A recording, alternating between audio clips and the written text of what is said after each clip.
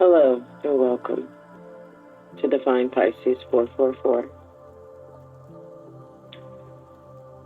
Tonight I will discuss my experiences in growing up in a house that was completely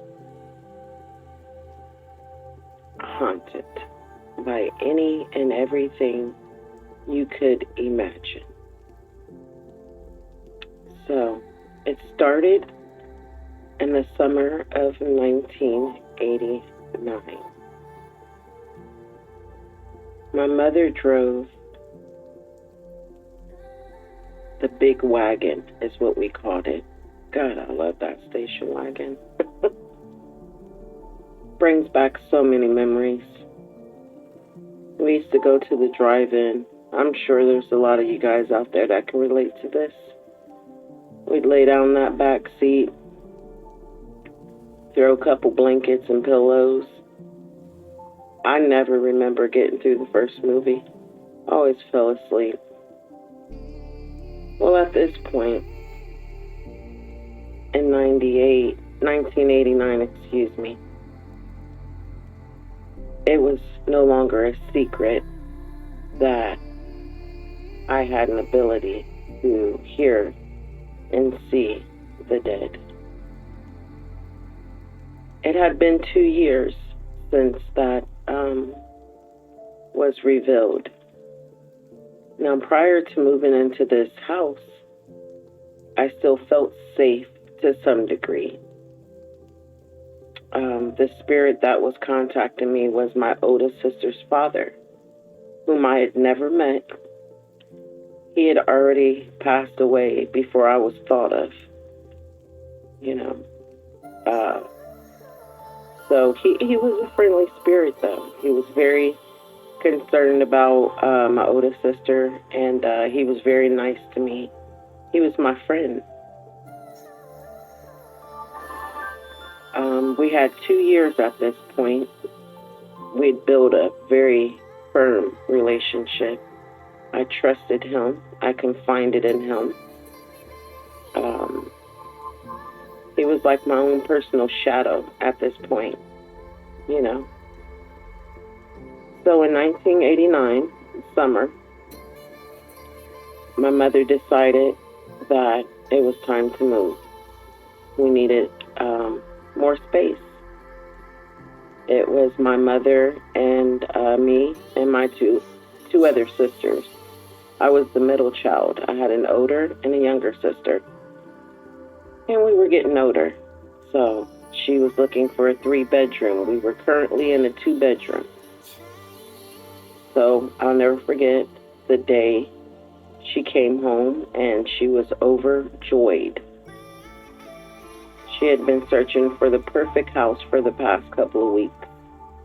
And she was just so excited.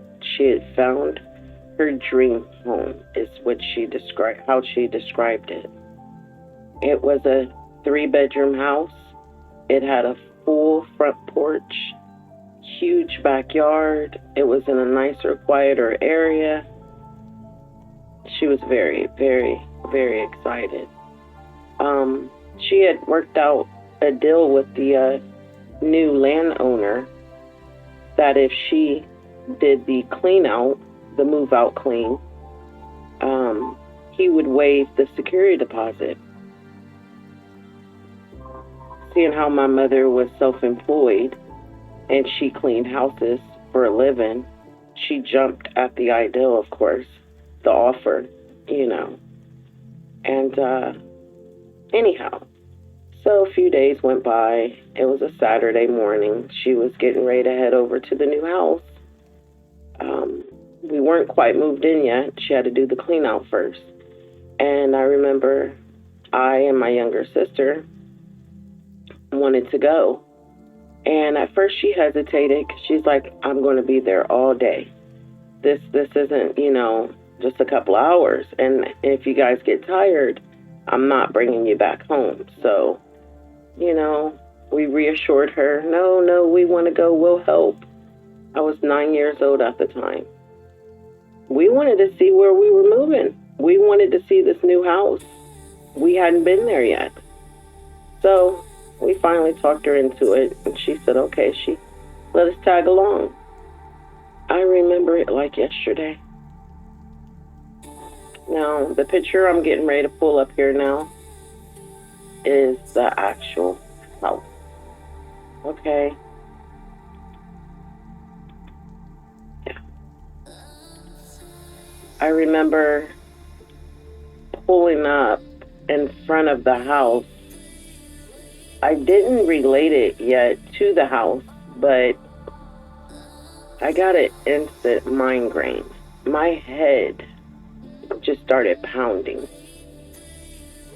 And, I told my mom right away, she looked at kind of frustrated, like she felt like it was a bad idea she had brought me and everything. So, luckily, she had some Tylenol in her purse. And so she's like, let's, get in the house, get situated, and I'll give you something for the headache. So, soon as we entered into that front door, I remember I became almost instantly, spontaneously ill, like so nauseous to my stomach. I felt sick and just woozy, and she could see it in my face. My skin became pale and clammy. So she called me to the kitchen. She gave me the Tylenol, a glass of water, and she told me to go and sit on the porch or go back to the car to lay down. She didn't want me laying on the carpet or nothing because she hadn't cleaned the house yet. So I did. I went back out to the car and I laid down, and, little time went by. My youngest sister, she just kept coming out there. Come on, come on. She's like all over that house. I mean, as you see, it's a pretty big house. And so soon enough, I started to feel a little bit better. But I will mention, the feeling never went away. It was like it was just a general ill feeling, okay? The headache did, the medicine helped the headache. So we go back in with my younger sister, and, we're checking out the house. We went upstairs, we looked through the rooms. It was the very first room that, if you go upstairs to the right of this picture, that first window by the roof is the bathroom. Well, across from that bathroom was the first bedroom. And the second bedroom is moving down to the second window to the left, and then across from that bedroom was the third, which was the master room. The first bedroom across from the bathroom. I remember I did not care to be in that room at all. So I didn't really want to be upstairs because the first bedroom held it was a nasty energy. I don't know how else to describe it. It was a nasty, violating energy. So me and my youngest sister came back down. We kind of played in that first room right there on the first floor, with the larger window on the porch, as you see by the tree, the big window. That was the living room. And so we played in there for a while, and I think we were, of course, playing a little too much because I remember my mom saying, guys, you need to calm down or go outside and play, go in the backyard. So we did. We ended up going outside to play. And eventually we wore ourselves out. We found ourselves sitting on the porch. And we ended up going back inside to get something to drink. And I remember as we were coming back through the living room, seeing this teenage boy, Caucasian, about 5'7", maybe 8, if I recall. He was a teenager, maybe 15, 16, looking through the living room window. And, he looked at very odd. Like he might have had autism or something. I don't know. But it startled me, But my baby sister, she's curious spirit. She came to the screen door and talked with him. He didn't say a whole lot. I remember that, like, he didn't say a lot. He was very odd. So she ends up going out on the porch, and I was very protective over both my sisters, even though I was the middle child. But, because she went out, I went out to make sure she would, be safe. And so I just remember, I don't remember him saying a lot. I remember him as being very odd. But I do recall somehow, I think I recall. He said, "Do you want to see some treasure?" And of course, 8 and 9, what 8 and 9-year-old would turn that down? So at the end of this block, which was only maybe 4 houses down, because we lived closer to the end, there was like a small area of woods. It wasn't a large area. It looked like at one point a house was there, like years and years ago, but they tore it down and trees grew, and and it had a ravine, like it went down a little, and it was a little path. You could walk through it. So you would go in and down and back up and out, and you end up in the alley. So he took us there. We followed him. And as we're going down into the ravine part, I remember just feeling this bad feeling. It was danger. I'll never forget it. And I remember kind of like trying to get my sister, and she was just so free-spirited. And she really trusted anybody, And she just kept pulling away from me, and I wasn't going to leave without her. And so he had his back to us, but he ended up turning. He actually had bent down to pick something up, and I thought it was the treasure. He did have like a little canister box that, he showed us, and it had some old rusty batteries in it. It was nothing really, what we would consider as a treasure. But he had reached down to pick something up, and he turned around and he goes, "Do you guys dare me to eat this?" And I tell you, this was the most he had spoke, like, since we met him. And so, excuse me, he had glass in his hand. And I said, "No." But of course, the baby sister said, "Yeah, And I'm like, "No, that'll hurt you." And so, mind you, before he did this, I was already sensing danger.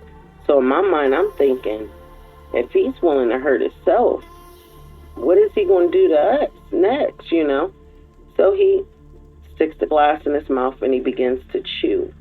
You can literally hear the glass crunching, okay, in his mouth as he chewed this glass up and swallowed it. And then he opened his mouth, stuck his tongue out wide to show us that he had chewed it and swallowed it. What really got me, there was not a drop of blood. Like, we saw the glass, so we know it was glass. And I remember feeling very alert, bothered, and just ready to get the heck out of there. And so he started to move very odd, like his movement became very strange. And I saw the fear starting to settle over my baby sister's face. And at that point, I said, "I think I hear Mom calling us. Let's go." And, I didn't wait for his reply, his response, or even for my baby sister, to say anything. I grabbed her arm and I hauled ass up out of there. Excuse my language, but I left him right where he was standing. And once we got up that little hill, we took off running. And we ran back home. We ran inside the door. through the door to the kitchen. And, I remember Mom saying, hey, where were you guys? I was yelling for you. And I'm telling you, I didn't actually hear her yell. That was the excuse I gave to get out of there. Now, was there a possibility I could have picked up on that in the spirit? I just know that that was the excuse I used to get away from this guy. So, we were really restless. And so my mother's like, you know what? You guys came to clean. It's time to, do some work. You guys been goofing off long enough. So she handed me and my baby sister both a broom. And she says, go downstairs in the basement. That was the only place we had not traveled or explored yet. And sweep the basement up for me. So we're like, oh, yeah, cool. And so we head downstairs, Me and my sister loved the basement because we would use our roller skates at the old house, So we're excited to see this basement. We know it's going to be bigger. And sure enough, once we get down there, it was a really big basement. It was one big room, one big room, and everything sat right in the center of the basement. The water heater, the furnace. So it was a wraparound, one room, but you could run around it. So everything was in the middle. And so, I called my side and told my sister, go to the other side, you sweep that side, I sweep this side. So we began sweeping, and not even a minute or two after of being down there, she's like, wow, what's this? So, I come over there and investigate. And now, I'm 9 years old. I know nothing about what we're looking at. But this is what was on the floor. And here's another picture I pulled from the internet. It was the star, 6-point star. Well, 5-point star, excuse me. And in each corner, as like you see, the candles are right here. The candle wax was in the corners of the star. And it was a nice sized star, and it had been drawn with chalk. And so as I'm, inspecting this, she goes, wow, I wonder if this is the lady that lived here. And I'm like, what are you looking at? And so right in front of the star, up on the wall, was a small, a wallet-sized picture of the woman that lived there before we moved in. And so, I thought it was very odd. But once again, I'm 9 years old. I do not know what we're looking at. We just know that there's a star, there's candle wax, and then there's the picture. Now, so Tara's like, let's show Mom. So we go to get our mother. We bring her down. And before she even gets all the way up on the star, just as soon as she turned that corner and, got in view of it, I remember her reaction. It was dramatic. And she just yelled. She said, go upstairs now. Go to the car now. And so I'm like, okay, what in the world? So we go upstairs, we go to the car, and we're sitting out there for a little while. And then she's very calm, very, relaxed. She comes back out a little while later and says, come on, you can come back in. So we go back in the house. Once again, I started feeling nauseous. The headache returns. She packed us a little lunch, so it wasn't, that I was hungry or anything like that. And so she offered me some more water. And as she's standing in the kitchen rinsing, I think she was cleaning the oven or something. I just remember her being by the sink and rinsing her cleaning supplies, rags or something. I just, with my head held down, I came, I stood beside her, and I said, Mom, this house is bad. I will never forget that day. I will never forget telling my mother that. And imagine a 9-year-old telling you that a house is bad. And she knew that we didn't know what that was in the basement. We didn't have any idea of it. I was complaining as soon as we pulled in. As soon as I stepped foot in the house, I started having these, symptoms. Then we have this weird boy, by the way, never seen again. Never. We lived there for 9 years.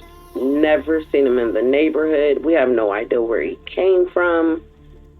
Like, me and my sister talk about it to the day, and we're like, was he real? He seemed pretty real, but really, where did he come from? But when I told my mother, I said, this house is bad. The look that she gave me, would later on haunt me. Like, she stared at me for a good long minute, and it was like the stress just fell over her face. And she, talked out, like she thought out loud. And I remember her response was, I don't know what to do. I've already, put in our notice to move, and I've already, paid half of the rent here. And like, she literally went over a list of these reasons why we still had to move there.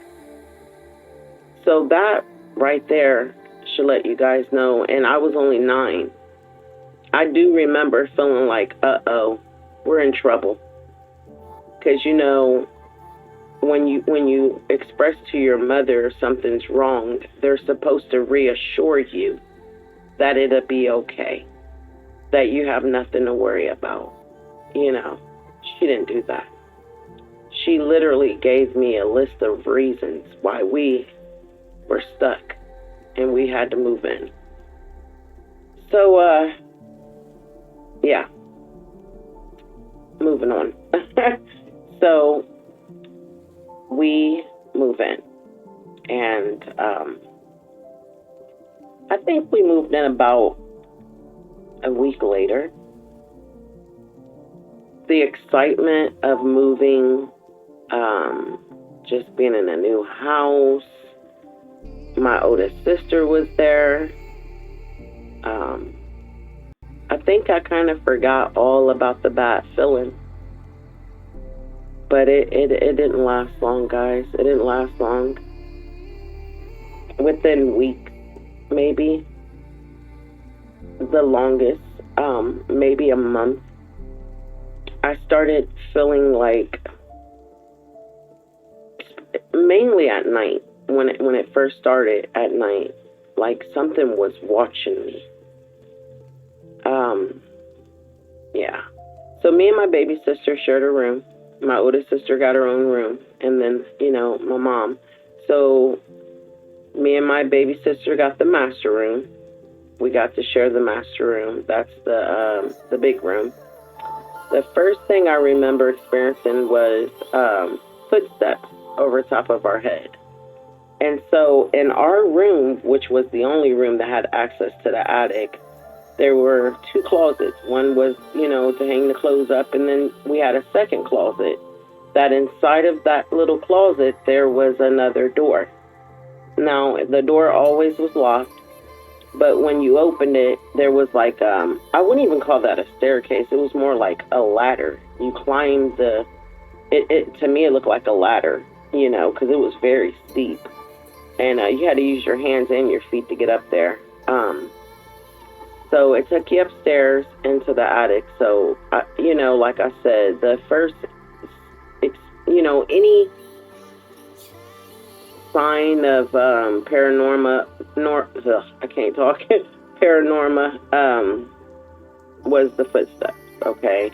And that lasted for a while, and a lot of times I'd wake up my baby sister, I'm like, do you hear that?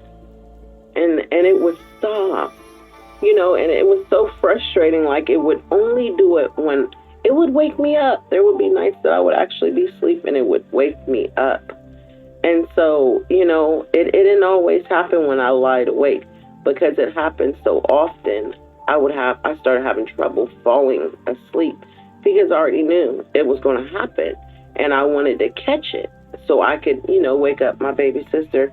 And I remember a couple of nights, she would stay up with me, waiting, listening. And, she would always, before she'd go to sleep, like, I'm sorry, I don't hear anything. And she would doze off, And so, but I recall there was a night or two that she did get to hear it. She heard it. And so that made it even worse. I thought it would actually bring me some relief that someone else heard it, but no, it made it 10 times worse. And because I knew I wasn't tripping and someone else could hear it, but then it was like she had no problems going to sleep. She would be asleep before me, and she slept like a log. So it was so hard to wake her up. And when you're scared, you're not going to yell. You whisper. You're like trying to wake somebody up whispering. So, like I said, that went on for a while. And so, but I felt a presence in that house. Yeah, I definitely felt a presence. And it was like sneaky, like it was hiding, like it didn't want to be seen. Not at first now, because it gets a lot crazier. Yeah, so let's see.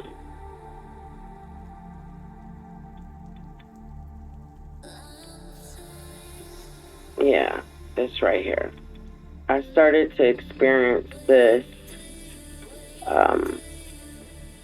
It's not gonna let me move it. Oh, here we go, guys. Sorry about that. I have so many images that I can't. Okay, this should be good. I'm not gonna stress over it. Here we go. This is the shadow. This is a shadow man, shadow people, whatever you want to call it. I started seeing dark images, like, I don't know if I want to use the word image, but not all of them, were shaped in a body form. That's what I'm trying to say here. So some of them were long and like a snake. I saw short, tall, round, just all kind of different shapes. But I did at one point started seeing the images of like a shape of a person, and this is hard. I'm sorry for me to talk about, but so everywhere throughout the house. In the beginning, at night, once it got dark outside. And then it got to a point where it was happening during the day, but only in dark areas. So, it depends on the lighting of the house and how your curtains are set up or whatever, how much light gets in that room. Some rooms can have dark corners during the day. And we had that, throughout the house where light didn't, get in everywhere. And I could just be walking through a room. And at first it started with out of the corner of my eye, and it makes you do that double take. And you're like, what did I just see? But nothing's there. And I would see something run real fast. Now mind you, we've been here for about a year now. So I'm around 10. And, I was a pretty smart young lady. I wasn't too different. I was a little bit, but not, like I wasn't tripping. You know what I mean? Like I would come in from playing. I'm going to go change or get something, some shorts on because I got hot or, and so, boom, there it was, and would fly by real quick. And like I said in the beginning, I was just catching out of the corner of my eye, and that really freaked me out a lot. Because, this was happening during the day as well as night. The night, oh goodness. Phew. And so I remember laying in my bed one night, and one particular story. Oh, no, I'm going to go back to this one. That's a different one.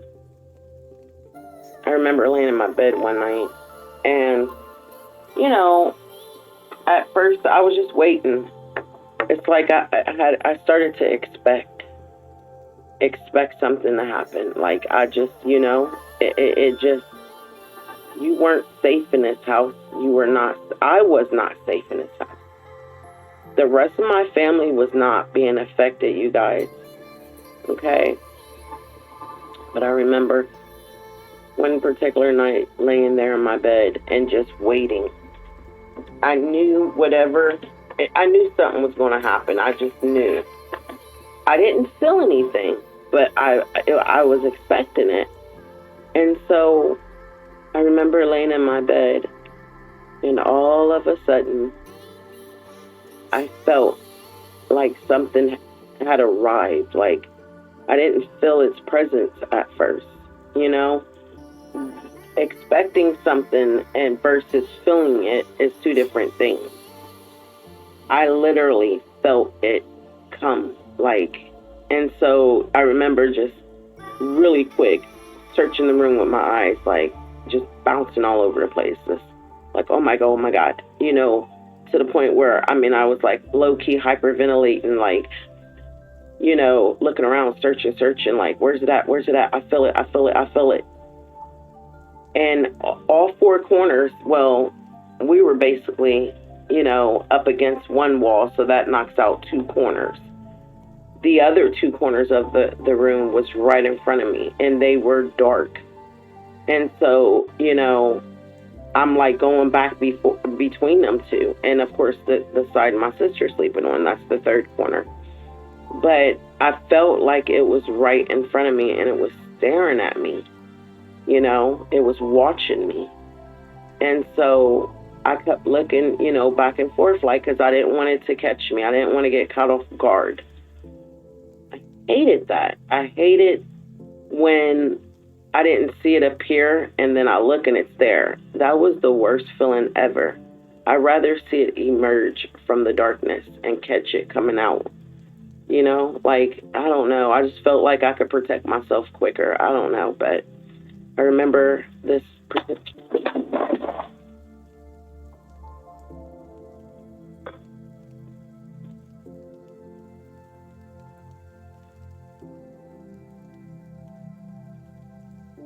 Okay. I don't know if that just picked up or not, but a lighter just exploded right in front of me. This is why I was not sure if I wanted to do this video or not. Okay. You know what? And I'm gonna keep going. I'm not gonna stop. Whoa, my heart. My heart. That was deep. Whew. I just want to say something real quick before I go further. This is my third attempt on doing this video. I've been disrupted each time. Every video that I've made, something dramatic, bizarre happened. And I will light some sage at this point. Yeah, let me get this sage going, guys, because this just got really creepy. And I am protected, so I'm not a little girl anymore. I wish they would. They know better today. I am a demon slayer. Please make no mistake about it. Please make no mistake about it. That was dramatic. I wish I'd had the camera on me so you guys could have seen what just happened. my lighter literally sitting right here. I picked it up. I was like, just kind of like getting antsy pants because I'm talking about this. And it exploded in my hands. Like, what the hell? Oh my God, this is deep. Give me a second.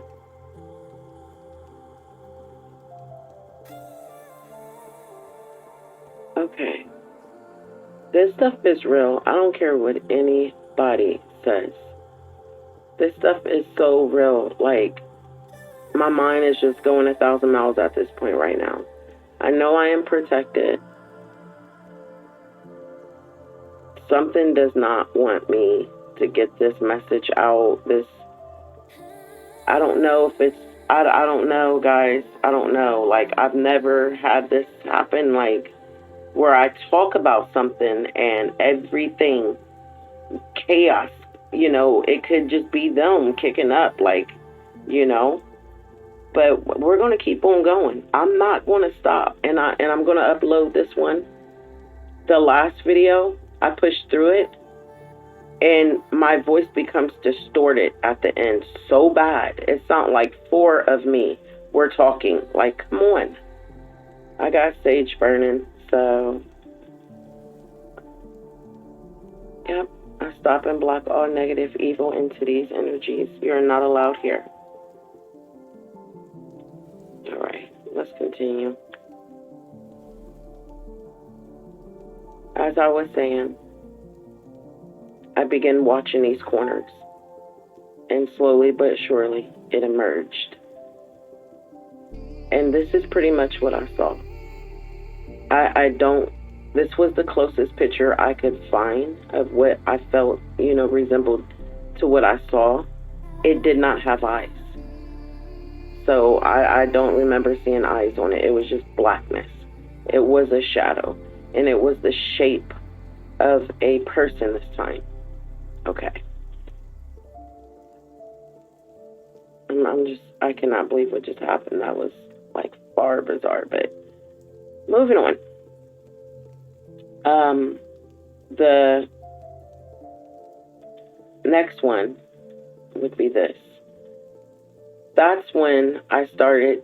Now, once the one emerged from the corner of my room, it was like, how do I put this in words?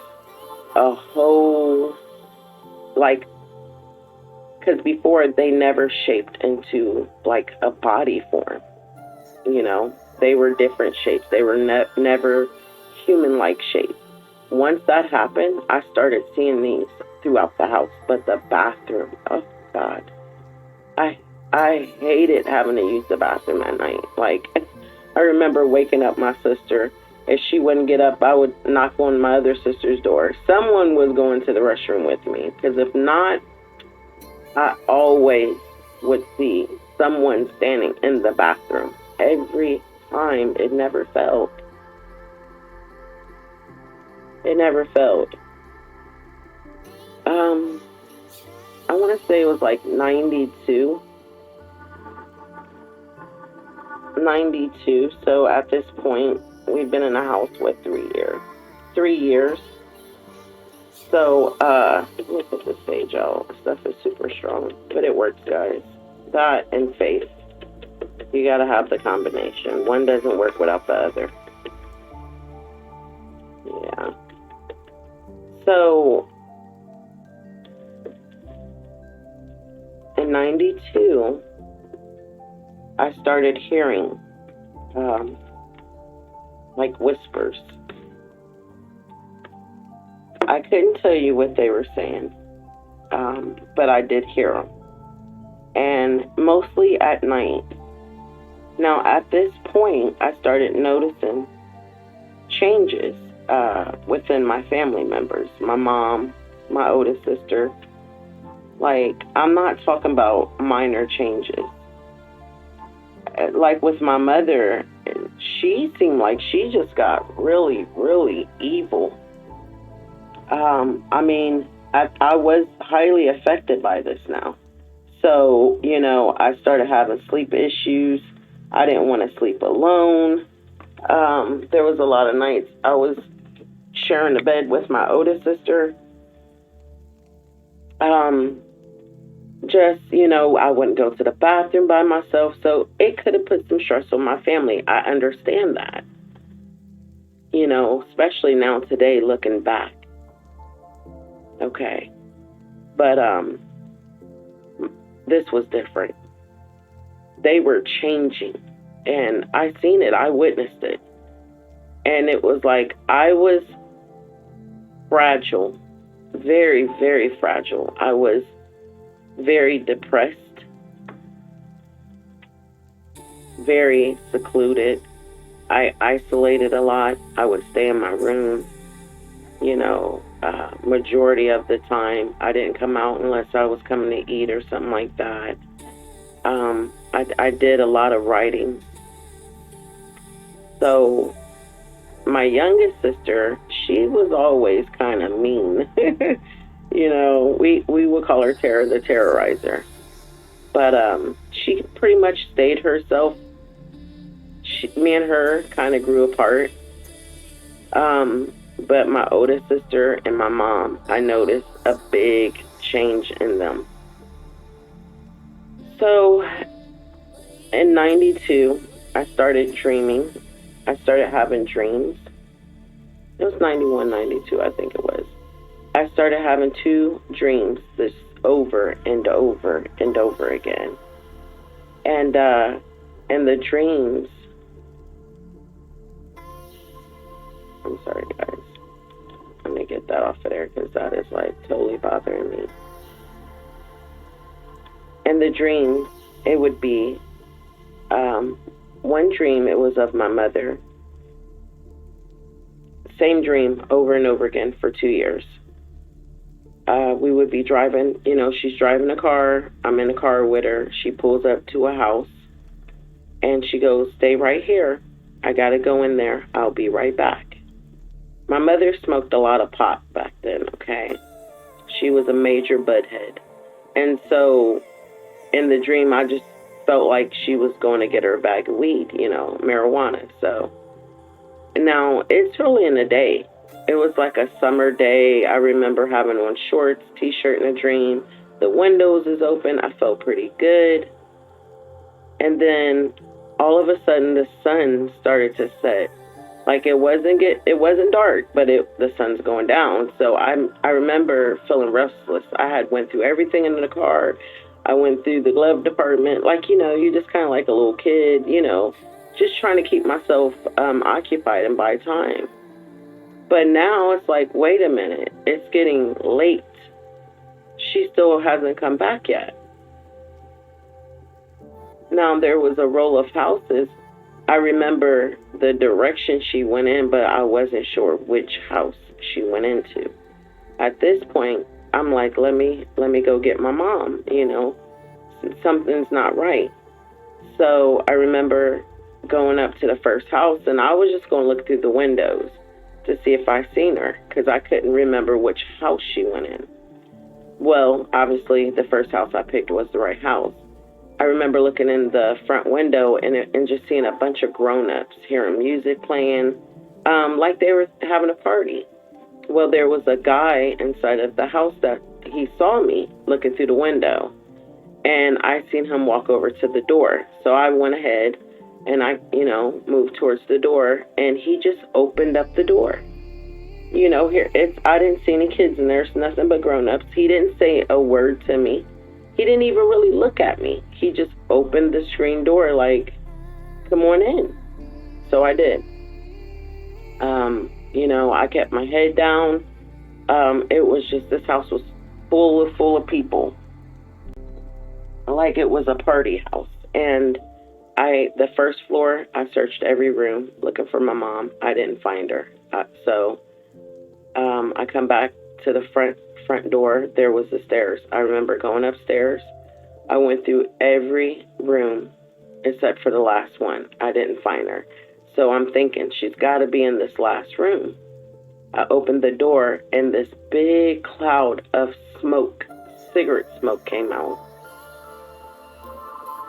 I remember because I started coughing. And there's it's a bedroom, but there's no beds in there. and there's people like, oh goodness, it was like 12, 13, 14 people just standing around smoking cigarettes. And so I remember just feeling lightheaded, sick to my stomach. I couldn't breathe, but I was determined to find my mother. So I go through the room, I'm looking for her, and sure enough, there she was up against a wall. And she just looked out of it. Like she just, I don't know. And so I grabbed her, I'm like, Mom, Mom. And she's like, what are you doing here? And I remember feeling confused, like, what do you mean? Like, you left me in a car.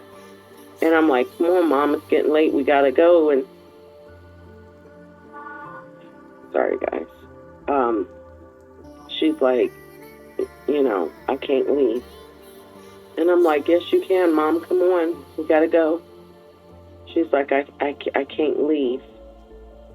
They won't let me leave. And I'm like, yes, you can. Now, mind you, I'm like 11, 12 at this point. What 11-year-old doesn't have dreams of superpowers, right? So in my dreams, I could fly. So I took it as in when she said she couldn't leave, she meant she couldn't walk out the door and go down the steps and out the front door. They were going to stop her.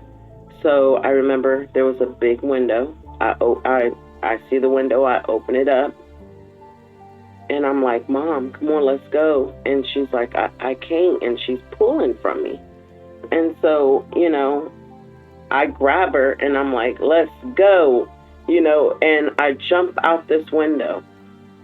Now, mind you, when we go out the window, I had my mother's hand. I was holding her hand. I felt her hand. And, my superpowers kick in and we're able to land. And as soon as my feet hit the ground, I look to make sure she's okay. She's not standing there. And I remember turning around, looking everywhere, like, where did she go? She's nowhere to be found. And I look back up at that window, and there she is standing. So I got to go back through the house, back through the front door, back up the steps, into the room. I grab her again, and she's like, baby, please stop. They're not going to let me leave. And at this point, I'm crying, and I'm like, Mom, we got to go. And I repeat it again. I open the window. I grab her hand. I jump out. I land. She's not there. And I wake up. And I wake up crying. And I had this dream over and over and over again for 2 years. The second dream that I kept having, these two dreams were just, I didn't dream anything else for this 2-year period of time. These were the dreams, these two right here, over and over again. The second one was about my oldest sister, Alicia. And I'm out front of this house right here. And my mother's around back. And I don't know what I was doing, but I remember hearing my mom yell, help. And so I come running around the side, to see what she's yelling for. And I run around back and I look at her and she points to the alley down the yard, out to the alley. And she's like, help her. And I look and it's my sister sitting inside of a van, a minivan with some strange guy. We don't know who he is. I couldn't identify him in the dream. And so they're fighting though. Like, there was yelling going on, and then I saw his hands up in the air and her hands. So I start running towards the van. Superpowers kick in again. I'm like super fast. I can fly and I can run fast. And as I'm running there towards her, I see a gun in his hand. And, and the gun goes off. Now, I did not see my sister get shot, but I do see a gun. I do hear the gun. And when I get to the van, she was slumped. She was, she had been shot. And she wasn't responding at all. She passed away. And so I wake up. And of course, what kid doesn't try to go back to sleep to reenact that out. And I'm telling you, I had these dreams at least 1,000 times. And some of them was force, where I would force myself to redream it so I could change the ending. I was never able to change the ending, ever. Okay? So, with that going on, seeing the shadow people, hearing the whispering, at night I would hear screaming. I would hear, crying. But this wasn't just any type of crying. This was horrible. This was like a deep, deep cry. And it was intense. But I ended up being hospitalized, okay? I couldn't sleep. I had bags under my eyes. My grades were failing. I stopped wanting to eat. I shut down. And so I went away for about 2.5 months. Really, really great place. At the hospital, they have a floor that's dedicated for children.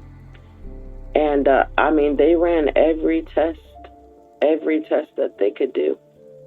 They took so much blood and bring CAT scans and brain waves, and just, oh my gosh, it was a lot. It was very challenging. And I just remember thinking I was never going to get out of there. 2.5 months, that's a long time, That's 10 weeks I was in there, 10 weeks. And there was a boy, though, that was there. His name was Tommy. I would never forget Tommy. He was a special soul. That was a very special young man. Very talented, very gifted. They try to make it like a home environment for us. So we had it was still a hospital floor. You could tell it was, but there was a room there that they made it. We had like a fireplace. We had furniture. We had a big piano. It was nice, But Tommy could play the piano, and I remember he would get on there. He had autism. He was autistic. And I think slightly mentally retardation. Because he never could hold a conversation with any of the kids. And he always played with an imaginary ball. I'll never forget that. But he played that piano, and I remember the first time I heard him play, I thought they were playing the music and he was just pretending. And one of the nurses was like, no, that's him doing that. And I was just blown away. And they said, he'd been there for 3 years now. They said you could actually live there until you were 18. So one of the staff taught him how to play the piano. And then he took off after that, Well, anyways, so I was just like, I had given up. I'm like, I've been here 2 months. I don't think they're going to let me out, Tommy's been here 3 years. Like, yeah, I'm not going home. I might as well hang it up, Like, my birthday was coming up. I spent Christmas in there. It was horrible. Like, I wasn't going home. Until one night, I think this is what changed the doctor's mind. And there was like a team of doctors there. But then you have that one head doctor that was in, over top of everybody. But I'm laying in bed. Well, I was asleep actually. But I was awakened by someone crying outside my door. And like they were right there. They were right outside my door. And so it sounded like Tommy, though, because Tommy was the only kid that in those 2 months, like he would have those nights where he would cry. Like he missed his mom and dad. I get it. His family's been there 3 years. Like when they would come to visit him, he would always end up crying at the end. So this cry, I don't know if it necessarily sounded just like Tommy or if I assumed it was Tommy because he was the only one that would cry in there. The rest of the kids, I'm sure we all shed a few tears, but we didn't like moan out loud like this, what I'm describing. This was a whimpering, like I can't mock it, I can't do it, but it was a whimpering, you know, and it was right outside my door. And it went on for hours, at least 3 hours, like from 1 a.m. to 4. And I remember thinking, I didn't get up, you know, I never did get up. I should have got up. But I remember thinking, wow, when are they going to come get him? Like, you know, like, because his bedroom sat right in front of the nurse's station. So, and I was like down the hallway. And, you know, but anyways, the next morning, early, because they got us up early, I went up to the nurse's station. Now, this is the nurses that were there all night. They're getting ready to get off and leave, and then the day shift is coming. And, you know, I tell them, I'm like, I didn't get that much sleep. They asked me how I'm feeling in the morning, and I said, not good. And they're like, oh, you know, what's wrong? And I'm like, I didn't get that much sleep. I said, Tommy kept me up all night. And, you know, the nurse is like, what do you mean? And I'm like, well, the crying. He was crying all night. It kept me up. And so one of the nurses like, Tommy wasn't, you know, up crying. I said, yes, he was. He was outside my door crying all night. Now, I should have mentioned this earlier. These nurses have been here for 15 years or longer. Some of them have been there for 20 years, you know. Like all of them, the ones that were on staff when I was there, they were all, even the doctors have been there for a very long time. So, you know, I'm just like stressed. I'm like, you know, he was whimpering outside my door for hours all night. So I remember the one nurse, she was my favorite. She was like, you know, she interrupted the other nurse because the other nurse was getting ready to stress like, no, that didn't happen. But she stopped her and she was like, okay, Michelle, we're going to make sure the doctor knows about this, that Tommy was out of his room, you know, like trying to make me feel better or whatever. And so they sent me on to, you know, have breakfast. A little while later, the nurse comes back up to me, the one that was trying to correct me. And she said, are you sure it was Thomas and not one of the girls? And I said, no, it sounded like Tommy. I mean, not Thomas, Tommy. And so she had me kind of like mock it, repeat it, what I heard. And I'll never forget it.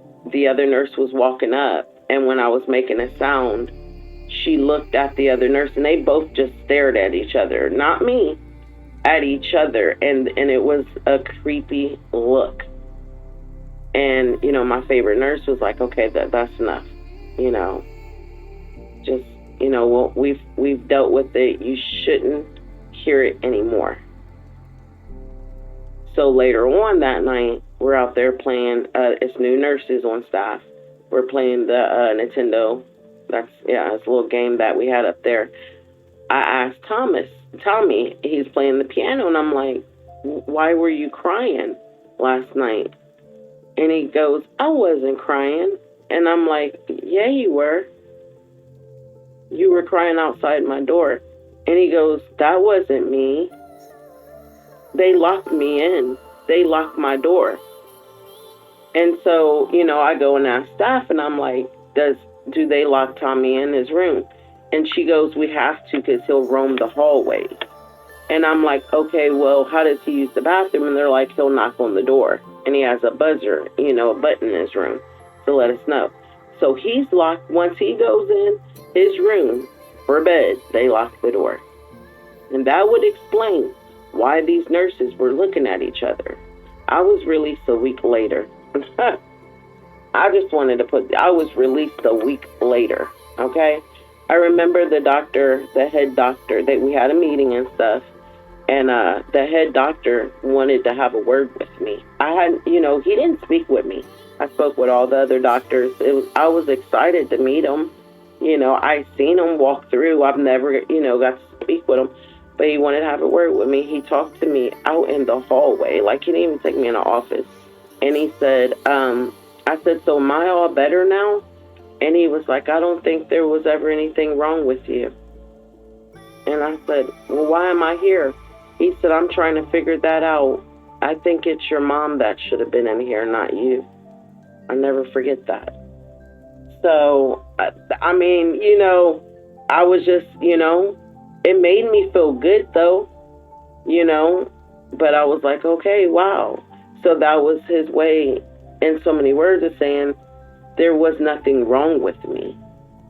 It was my mother that had all the issues, And so I think what happened, and no one told me, they didn't confirm it or anything, and I've, tried to research it, but, I think there was a child there that committed suicide. Yep. And that was the child that I was hearing cry. Mm-hmm.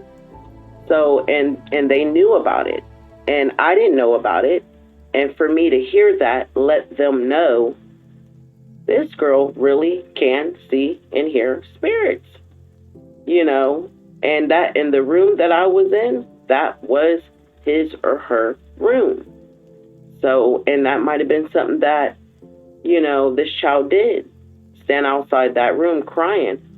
And I wouldn't be surprised if the nurses over the years hadn't, put that, out there like, hey, we'll hear her crying and we'll go check the rooms and all the kids are asleep.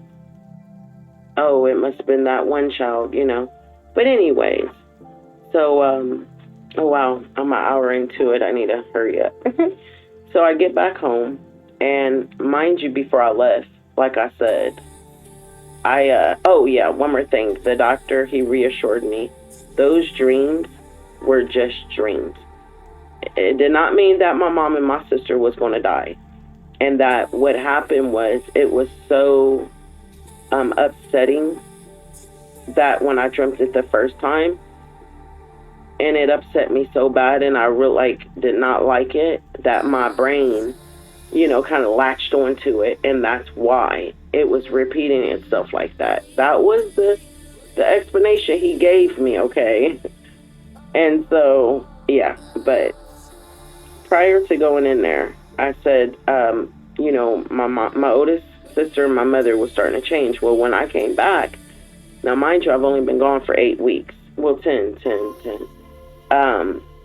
They were just, I almost didn't recognize them. Like, they looked the same, but I'm empathic, so I feel energy. And people, yeah, your energy can change, but your spirit, it doesn't change unless you get in an attachment, unless you're possessed, unless you have some kind of dark forces attached to you, So there's a familiarness with the spirit, and I feel all of that. So I didn't feel that with them. It felt as if they were no longer there, and something had entered their bodies. And I don't know. That's how I see it today. But back then, I took it as in they didn't love me anymore. They didn't like me. Both of them began to say some really, really foul stuff to me. Like, I remember one time, this is not long after I got home, I was starting to get depressed again because there was a change, and it wasn't a good one. I felt unwelcomed. I felt unloved, just like, why are you here? Kind of, vibe. And so, but, I started getting depressed again. And one day I was standing in the kitchen, and I was getting ready to cut up a lemon, and I had a knife in my hand, and I think I had like a deja vu moment or something. I don't know. I think I just spaced out. I wasn't thinking of killing myself at this point. I was just holding this knife, and I spaced out. And my older sister walked past and she was like, here, give it here. I'll do it for you. And I remember I snapped out of my, my fate, my deja vu moment. And I thought she was talking about like cutting up the lemon or whatever. And I looked at her and she was like, well, do it already. If you're going to kill yourself. And like, man, that just like, it shot through me so hard. Because I really didn't know what she was talking. I mean, I was just puzzled the way she came at me. Because I'm like, dang, that's how you talk to somebody. You want to cut up a lemon, like. But when she said like all of it, I remember I dropped the knife and I ran out the back door of the house. And next door, as you see, there's these apartments right there. It's like a little, just a little short. I don't know what to call those, but it's like 5 little apartments right there. And at the back, they have stairs that go down. So our fence is like torn in the back. So I jumped over the little fence and I sat right there on the steps. And, as far as away from the house as I could get to cry. And I just held my head and I cried. I was so excited to come back home. I wanted to be better. I had a plan. I was going to ignore all of that stuff. I was not going to let it get to me no more. I was just going to ignore it. I wasn't going to tell them when I saw anything or experienced stuff. I wasn't going to be afraid anymore. And she said that to me. And it was like, I just felt her hatred. But I don't think that was my sister, y'all. I really don't think that was my sister. I feel like it was those jinns, those demons that were running free in that house had gotten into her. And, so and I believe that today. I do. When I look back, I mean, there was parts of me that believed it then, but then there was parts of me that thought she hated me. She didn't want me there. And so as I'm sitting there with my head in my hands,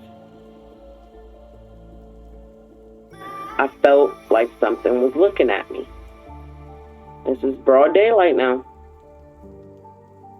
So I'm sitting next door to our yard on the back steps of these apartments. And I'm thinking, once it didn't go away, I kept feeling it. Like, my sisters could come into a room and try to, like creep up on me. They never could do it, no matter how quiet they were, because I'm going to feel your energy. I'm going to feel your presence. And I know which one you are. Because I'm familiar with your spirit. I'm familiar with the essence, all of that. So you couldn't get me. At first I didn't look because I thought it was my sister checking on me. Like maybe she felt bad, or maybe mom, told her to come check on me, whatever. But as a few minutes went by, I stopped crying because I didn't want her to know that she hurt me like that. The feeling didn't go away, so I decided to look up. And no one was there. I remember I looked over to the yard, to the back of the yard, closer to the alley, and I saw a pumpkin. And this is pretty tripped out, you guys, so please follow me. I am not delusional. I am not crazy. I promise you. I've been tested over and over. When I mean tested, I'm talking about, going places that I have no history of what happened there, and I pick up on it. And, and this has been countless times over the years. Like, I am the real deal. So, none of this that I'm telling you is a hallucination, psychosis, none of it. This is real. Please, I would not put myself out there like this. I am the real deal. It's some shit out here, y'all. I'm trying to tell you. And I've seen it. And I've only seen the surface. I can only imagine what's all out here. Okay. This is the closest I could get which isn't close at all, but it I'm trying to get something going here. What I saw that day though was a pumpkin head. It did, it had eyes, like the mouth wasn't that big, that wide. It, the top, there was hay sticking out of it, like for hair, and it was a stick that went up inside of it, just one stick. It didn't have all this extra stuff. So what it looked like to me is someone took a pumpkin head, put it on a stick, carved the top, threw some hay in it, carved the eyes, the nose, the mouth out, and stuck it into the ground. And so my first glance was, that's what I saw. And I remember thinking, who in the heck would do something like that? That is so stupid. And I looked, back away. And why would they put it in the back of our yard? Like, it could have been somebody in the apartments, whatever. So, I'm sitting there still crying a little bit, trying to pull myself together. I'm still feeling this energy though, this presence of something staring me down. I look again because I'm thinking it's my sister. I don't see anybody. I look back over in the area where I saw the pumpkin. It's still there. But this time I noticed its facial expressions changed a little bit, slightly. So it caught my eye, And now I'm, instead of, looking away again, I'm staring at it. I'm studying it. And I remember thinking to myself, like, why is it there? It's not Halloween time. Where did they get a pumpkin from?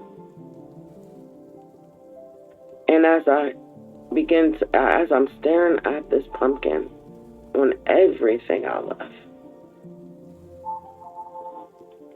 I remember it started, like, what's the word? Bobbing. Ugh, I can't talk, you guys.